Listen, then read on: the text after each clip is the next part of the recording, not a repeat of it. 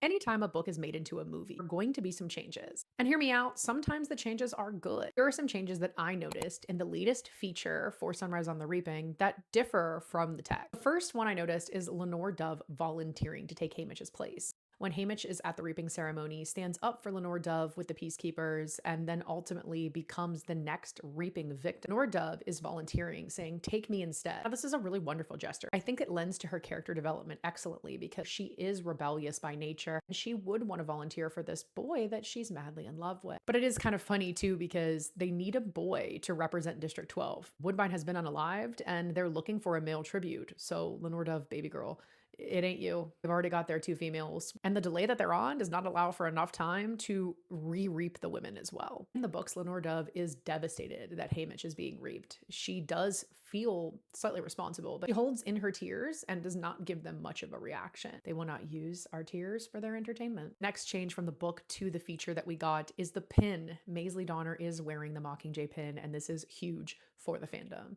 The Mockingjay pin's lineage has been messed up greatly by the films. Having Katniss receive the pin at the Hob by Greasy Say.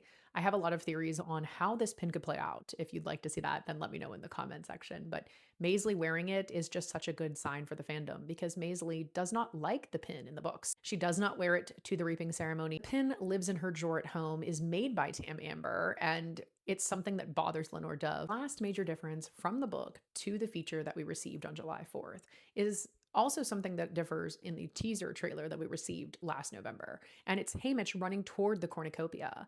In the story, there is loot outside of the cornucopia. Hamish is able to grab a backpack and then run in the other direction. We do see in the feature that Hamish eventually runs away. He's actually even screaming for Lulu to run. But in the film, he has contact with Silka or Panache on his way to the cornucopia, and that's not what occurs in the books, especially since in the books, the tributes are lined up from District 1 to District 12 in numerical order in a circle. So on Hamish's right, there is one District 1 tribute, but on his left, there is not. The order of the tributes around the cornucopia is also a change from the book to the. I like a lot of these changes. I think sometimes it's important to remember the movie is going to have its own story, its own way of telling the central theme and ideas that Suzanne Collins intended through the book. And as long as we're getting some of the more important key scenes and quotes, then I think they're going to do a great job. But let me know what your impression is so far, what you're hoping they keep in, or what you think they might alter. If you love Sunrise on the Reaping and the Hunger Games, be sure to hit the follow button.